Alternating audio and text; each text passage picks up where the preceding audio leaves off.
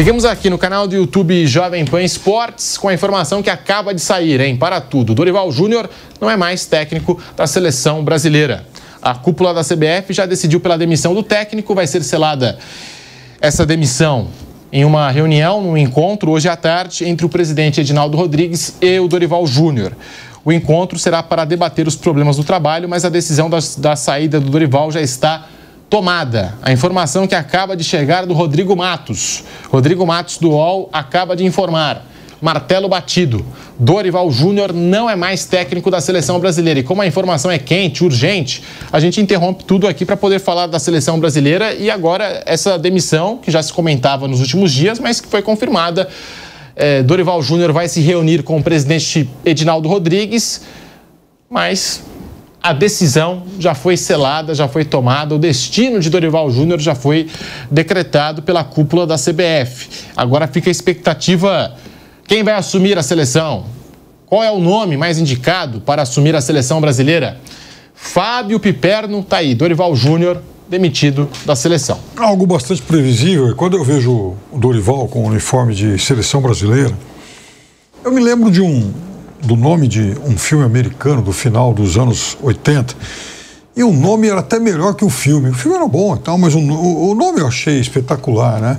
E que virou, enfim, referência aí para muitos comentários jocosos daquela época. E a partir disso, eu tô me referindo ao nome turista acidental.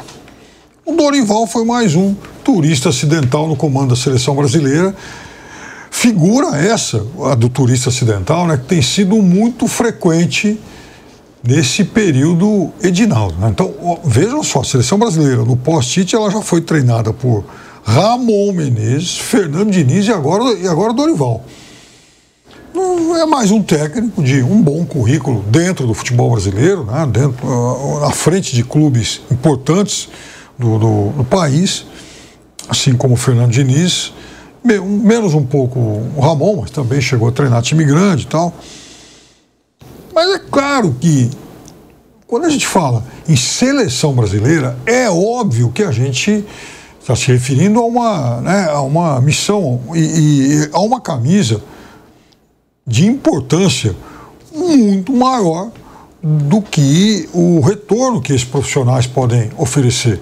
A culpa da seleção brasileira ter ido mal agora não foi o Dorival, foi de quem convidou o Dorival, né, para esse cargo. O trabalho na Copa América, a gente já mencionou aqui muitas vezes, já não tinha sido bom, aliás, longe disso, e foi um indício muito importante do que estaria por vir, porque foi um momento em que a seleção brasileira teve bastante tempo para se preparar, para treinar. Então, foi mais um trabalho ruim e já se passaram aí, desde o final da última Copa do Mundo, 27 meses, e dá a impressão que a seleção brasileira não saiu do lugar, aliás, muito pelo contrário, ela piorou bastante, né? O Tite fez um trabalho muito melhor do que esses outros três. Então, é claro que o futebol brasileiro tem problemas estruturais muito sérios, não vai resolver isso no curto prazo. O futebol brasileiro tem agora um presidente que acaba de se reeleger com 100% dos votos, mais do que o ditador da Coreia do Norte pode, inclusive, almejar, né? É algo de fazer inveja. Até desconfio que qualquer hora ele pega o telefone e ligue lá para o Edinaldo para prender a fórmula. Porque, puxa vida, né? Convenhamos, 100% dos votos é uma maravilha. Mas aí também a gente dá, por conta disso, mais do que nunca a razão ao Nelson Rodrigues, toda unanimidade é burra, né? E no caso do futebol brasileiro não é apenas burra, como ela é também letal a esse futebol que perde relevância, conforme inclusive na quarta-feira escreveu um colunista do Marca, né, que gostaria de saber quando foi que essa fase de perda de relevância começou e se isso vai parar um dia. E qual seria a solução, qual seria a fórmula para o futebol brasileiro, especificamente para a seleção brasileira, se tornar de novo um grupo de jogadores, né, uma camisa de fato importante e temida. Importante talvez ainda seja um pouco, agora temida por mais ninguém, nem pela Venezuela, que arrancou 2 empates contra o Brasil nessas eliminatórias. Então, encerra-se mais um curto período em que a seleção foi dirigida por um técnico que não tinha por que estar lá. E eu reafirmo que eu venho dizendo há muito tempo. Para mim, o estatuto da CBF deveria mudar. E a primeira cláusula, a cláusula pétrea, a partir de agora, proíbe-se que um técnico brasileiro seja técnico da seleção brasileira, porque não dá. E o Edinaldo, que você citou, tem um detalhe, porque como ele assume a CBF a partir da saída do Caboclo se afasta do comando da CBF. Sequência.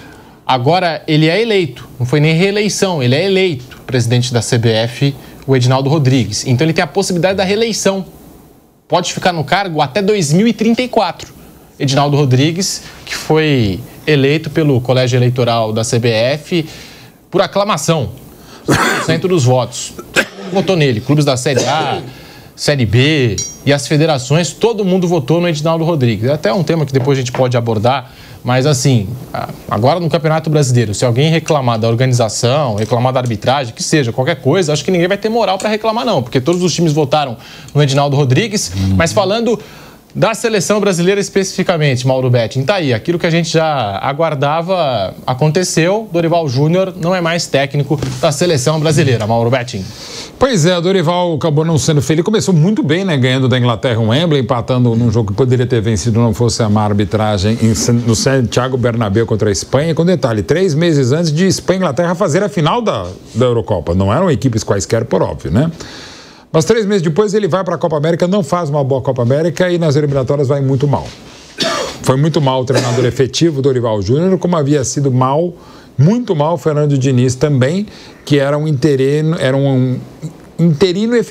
efetivado, né? Esperando o Ancelotti que não veio.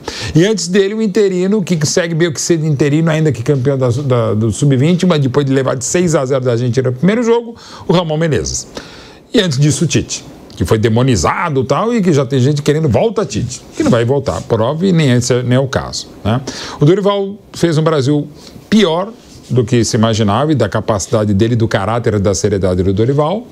E agora vamos atrás de um treinador que vamos ainda discutir possivelmente por um tempo. Se fala de novo na volta do plano Ancelotti, que agora é mais exequível, ele não vai ficar mesmo no Real Madrid.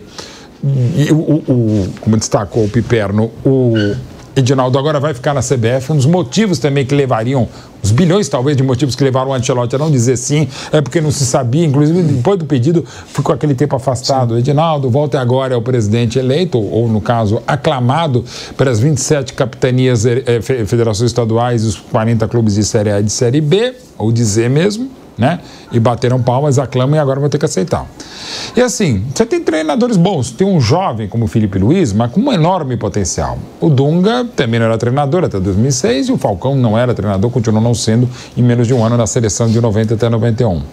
Tem o Jorge Jesus, que adora querer ser treinador aqui no Brasil, se bobeasse ele assumiria o Flamengo, a seleção brasileira e mais um terceiro continente como se fosse o Ora, e talvez o Jorge Jesus é provável que fique à disposição, né? O convite de seleção pode ser uma coisa, o nome de Abel Ferreira é ventilado, mas eu já disse aqui, por ele Abel iria para a seleção portuguesa e não sairia agora do Palmeiras, nem acho que vai ser convocado ou convidado. Renato não me parece o nome, Rogério acho que também não. Enfim, está entre Ancelotti e JJ, um estrangeiro. E vejo problema algum de estrangeiro assumir, tá? Desde que competente. Jorge Jesus fez um trabalho bárbaro no Flamengo, muito ruim no Benfica, não acho que seja o nome, até porque para isso o Neymar vai ter que aceitar, eu acho que o Neymar não vai aceitar nem de verde e amarelo o Jorge Jesus trabalhando junto, não para o Neymar ser rancoroso, mas o final não foi legal, o relacionamento não foi dos melhores. O Neymar manda tanto assim? Não. Mas você ouviria o Neymar? Claro que sim, você não pode prescindir de um talento como ele. Enfim, continuamos sem treinador. O Ancelotti deu entrevista falando da seleção brasileira nas últimas horas lá no Real Madrid. Abre aspas para Carlo Ancelotti, que tem contrato até junho de 2026 com o Real. O contrato é claro, não tenho nada a acrescentar sobre isso. Tenho muito carinho pela torcida brasileira e os jogadores brasileiros, mas meu foco está no Real Madrid.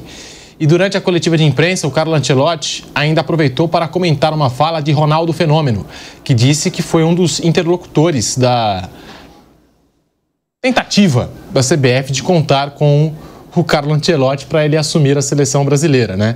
Abre aspas, não me lembro de ter falado sobre isso com o Ronaldo. A gente se viu e nos falamos sobre muitas outras coisas, mas não sobre isso. Fecha aspas, foi o que disse o Carlo Ancelotti, que, enfim, pregou respeito pela seleção brasileira, mas não abriu o jogo e Acho que fica até claro isso, que o Ancelotti, técnico do Real Madrid, também não vai abrir dessa forma, né? Pô, tô indo amanhã para a seleção brasileira. Não ia falar isso na entrevista coletiva. Mas é essa a informação. Jorge Jesus é a prioridade da seleção brasileira. O Carlo Ancelotti, que até outro dia era o plano A e a principal tentativa da CBF, parece que não está entre a opção principal ali e talvez a segunda opção, por ter contrato com o Real Madrid. E a CBF já fez uma tentativa por ele. Hoje, o principal nome, pelas informações que chegam, é o de Jorge Jesus. Piperno, você gosta do nome de Jorge Jesus entre os mencionados aqui? Se fala em Rogério Ceni, se fala em Renato Gaúcho, se fala em Abel Ferreira, Carlo Ancelotti. Já vi gente falar até em Mourinho, de repente. Tem vários nomes que surgem por aí. Tem uma galera também que é criativa para nome, hein? Embora eu acho que já fui, não sou mais um fã do Mourinho, seria um nome espetacular para a seleção brasileira. Os últimos trabalhos dele de fato foram ruins, mas é o Mourinho, você sempre tem uma esperança de que ele possa trazer algo diferente aqui para o futebol brasileiro. Acho que entre aqueles que já de alguma forma gravitaram pelo nosso mercado aqui, o Jorge Jesus talvez seja aquele que reúna, né? Diria,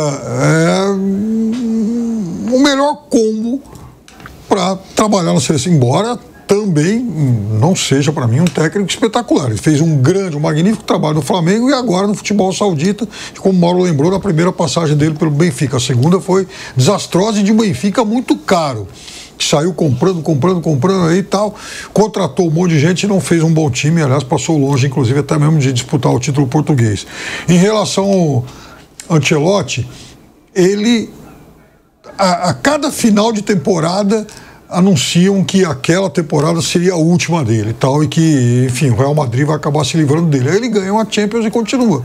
Então, de novo, ele está disputando Champions, está disputando o Campeonato Espanhol ponto a ponto, ou seja, tem chance, e está na Copa do Rei. Eu acho que vai depender muito desse final de temporada para o Real Madrid obrigá-lo ou não a cumprir o último ano de contrato. Sabe-se também que o Real Madrid já conversou, né, e imagina o seu futuro com o Xabi Alonso, que faz um magnífico trabalho à frente do Bayer Leverkusen. Mas é aquela coisa, o Ancelotti tem contrato até o final de 2026. Por mais que o Real Madrid queira renovação, né, trazer alguém que inclusive tem história no clube lá como jogador e tal, eu acho bastante improvável que o Real Madrid dê um bico em um técnico que eventualmente vença mais uma edição de Champions League.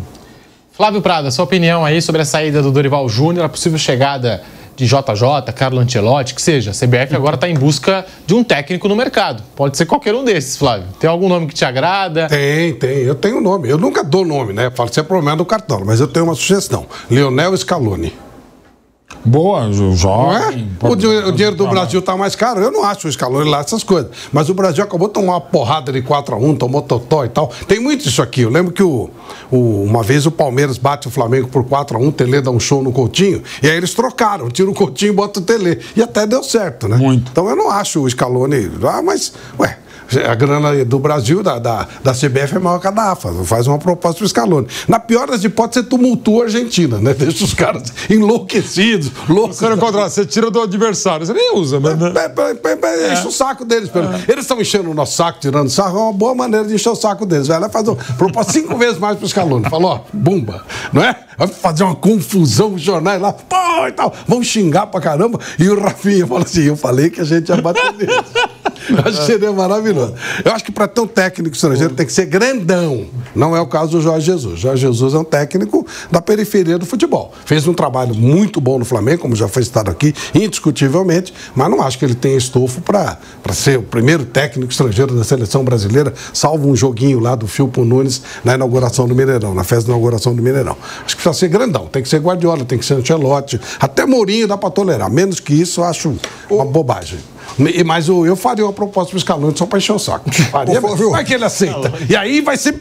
Se ele aceitar, acho que vai ser ruim para o Brasil. Mas eu quero encher o saco da AFA. Sabe? Você tocou em dois pontos que rapidamente queria comentar, que é o seguinte: eu acho que alguém já buzinou pro Edinaldo que o Brasil teria um Scaloni Tupiniquim.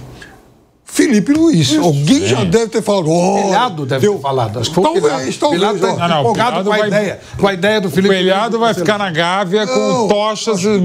Não, Pilhado, eu acho que Pelhado ele deve ter. Foi ele. Felipe Luiz, Felipe Luiz é muito. E volta o JJ pro Flamengo. Pode ser. Mas eu não duvido que alguém no Brasil tenha buzinado. Olha só, Edinaldo, deu certo essa alternativa lá na Argentina. Esse cara no Flamengo pode ser o nosso Scaloni. Vocês querem enfraquecer o Flamengo? Enche o saco. Mas é verdade. Traz original. Mas eu reclamava quando trazer o Scaloni. Cogitou o Abel, o que o Abel Scaloni acabou. É uma tentativa de enfraquecer o Flamengo. Traz o grandão, traz o original. Em vez do Caboclo, o Scaloni Caboclo, que é o Felipe Luiz, traz o original. Enche o saco. Agora, tumultuar. Mauro Betti, se você não puder fazer nada, pelo menos enche o saco dos outros. Isso é a minha filosofia. Isso é escola Flávio Prado, ninguém discute. Filosofia de vida. Agora, comentarista é assim, né? Se não for pra ajudar, comentarista geralmente tem que... Não, a gente serve pra atrapalhar o apresentador e o narrador. Esse é o papel do comentarista. Sobre técnico estrangeiro aqui na seleção, agora em 2025, comemora-se um século do primeiro trabalho de um técnico estrangeiro à frente da seleção brasileira. Ramon Plátero, em 1925, comandou a seleção brasileira em um sul-americano. Argentino? Uruguaio reformulou o futebol do Rio de Janeiro. Ele foi contratado pelo Fluminense, depois trabalhou no Vasco, Flamengo. E tem uma coisa absurda que aconteceu naquela época e que, obviamente, nunca mais vai se repetir. Ele, no mesmo dia, dirigiu Flamengo e Vasco. O Vasco jogava a segunda divisão, jogou de manhã, então ele dirigiu o Vasco na segunda divisão e o Flamengo na primeira. Mas, entre as novidades que esse cara inseriu no futebol carioca, está da preparação física. Obviamente não, algo tão, organizado e tal, mas trouxe, digamos, os rudimentos aí de preparação física e que depois foram aperfeiçoados aí pelos clubes do Rio de Janeiro e mais tarde os de São Paulo, porque depois ele veio treinar também o Palestra Itália. Mas já que falou de Uruguai, traz o Bielsa, aí é grandão. Aí é para respeitar. Bielsa é enorme. Eu acho que o Bielsa ia durar 19 minutos no Brasil, cara. Ele não ia ter saco, a gente não ia ter saco. Eu sei, mas ele é ótimo. Ele é um cara... Nossa, ele é um cara E ele é tão legal que ele fala, gente, eu não sou tão bom quanto vocês acham que eu sou. Né? Que isso eu acho legal também. Também é inteligência. Eu acho que a inteligência humildade, tá legal. Poderia mudar tudo, mudar conceitos. E não seria difícil tirá-lo da seleção do Uruguai. E imagino. Bielsa é grandão. Bielsa entra no time de Guardiola, no time de Mourinho, no time de Ancelotti. Eu acho que o Bielsa é nesse patamar. Ele é um influenciador do futebol. Acho um cara enorme. Um cara diferente, né? Muito bem. Aí, mais que o Scaloni, mas eu farei a primeira proposta para o Scaloni para encher o saco.